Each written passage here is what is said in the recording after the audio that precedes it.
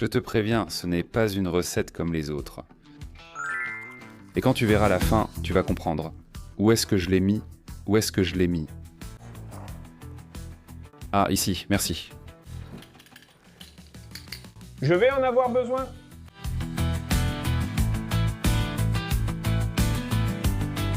Parce qu'aujourd'hui, nous allons préparer un plat humble, mais dangereusement addictif. Pommes de terre, légumes et œufs, rien de plus. Mais le résultat est incroyable. Les ingrédients ne peuvent pas être plus simples. Quelques poivrons, des pommes de terre, de l'huile, du sel et du colorant alimentaire. Ce plat est né un jour où nous n'avions presque rien à la maison.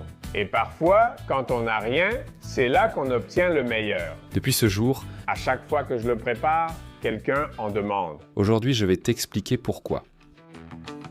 Et nous allons préparer les ingrédients. Ce sera la première chose à faire. On commence avec un oignon. Comme tu peux le voir, je le coupe en deux. Ensuite, je fais aussi quelques coupes pour obtenir des lamelles. Et ensuite, j'en profite pour hacher toutes les lamelles en même temps. C'est la façon rapide d'obtenir de l'oignon très finement haché. Mais bien sûr, avec très peu d'effort. Bon appétit! Je vais utiliser la même technique pour tous les légumes, c'est-à-dire pour les deux poivrons. Je commence par un poivron vert de type italien, que je trouve plus doux et plus savoureux. Mais tu peux utiliser celui que tu veux. Tu l'ajoutes aussi dans la casserole, et tu répètes l'opération avec le troisième ingrédient, qui sera un poivron rouge. Plus il est rouge, meilleur il est. Nous allons le couper en lanières, et ensuite nous hachons les lanières. C'est aussi simple que ça. Tout ensemble dans la casserole. Franchement, ça ne peut pas être plus facile.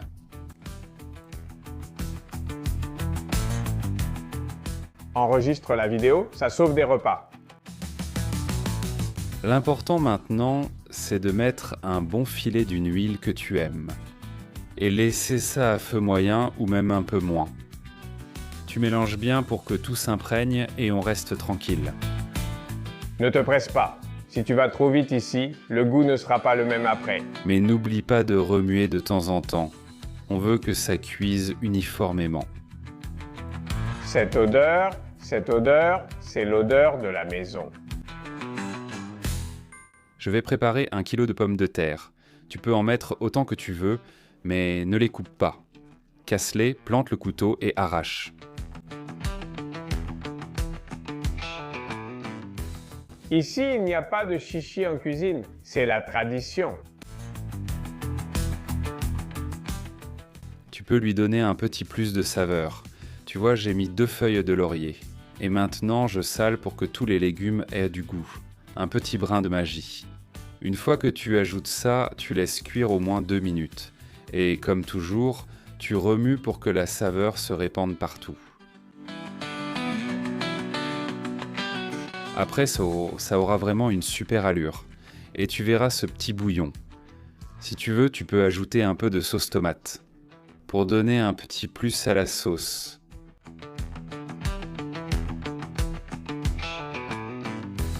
Et après quelques minutes, on ajoute les pommes de terre. Rappelle-toi, toujours cassées, jamais coupées. Et une fois qu'elles sont dedans, sale-les aussi un peu. Et la recette est presque prête. Dernière touche, tu peux l'ajouter avec un peu de colorant alimentaire ou je ne sais pas comment ça s'appelle. Comment tu l'appelles toi? Eh bien, c'est ce qui donne cette petite couleur et un peu de goût typique, par exemple, quand on fait des paellas. Une fois que tu lâches, tu remues un peu pour que tout soit bien réparti. Et tu vas couvrir avec beaucoup d'eau. Il faut qu'il y ait au moins 1 ou 2 doigts de liquide au-dessus de la couche de pommes de terre. Donc moi, une carafe et un peu plus. Parfait. Il faudra couvrir et cuire à feu moyen ou un peu plus. Ne mets pas le feu trop fort. Toute la magie est là-dedans.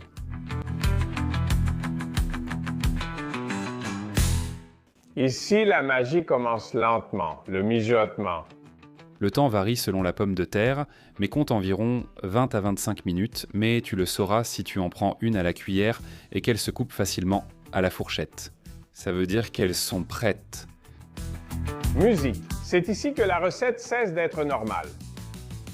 C'est le moment d'ajouter un plus. Je le fais avec des œufs, mais tu peux utiliser tout ingrédient qui apporte une touche supplémentaire. Comme c'est un plat maison, avec ce qu'on a généralement, un œuf par personne et on les casse directement dans le liquide. Si tu aimes les œufs très coulants, tu les laisses très peu de temps. Si tu les préfères bien cuits, jusqu'à 5 minutes. Ça, c'est selon tes préférences. Moi, j'aime bien quand c'est assez cuit, mais que l'intérieur reste encore un peu coulant. Donc là, c'est parfait pour moi. Et maintenant, imagine-le avec du pain.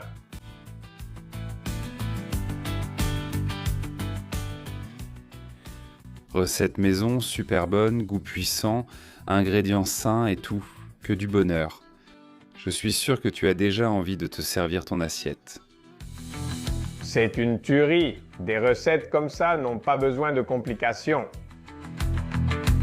Pendant que je te montre la cuisson que j'aime pour l'œuf, je te dis qu'il y a des gens qui aiment le plat très sec et d'autres qui l'aiment très liquide, presque comme une soupe. Et j'aimerais savoir de quelle équipe tu fais partie, ou peut-être que tu es entre les deux. Et si tu l'as fait, dis-moi en commentaire si tu la referais aussi. Si tu aimes les vraies recettes, abonne-toi à Salade Hollandia et prépare-toi une bonne tranche de pain pour tremper.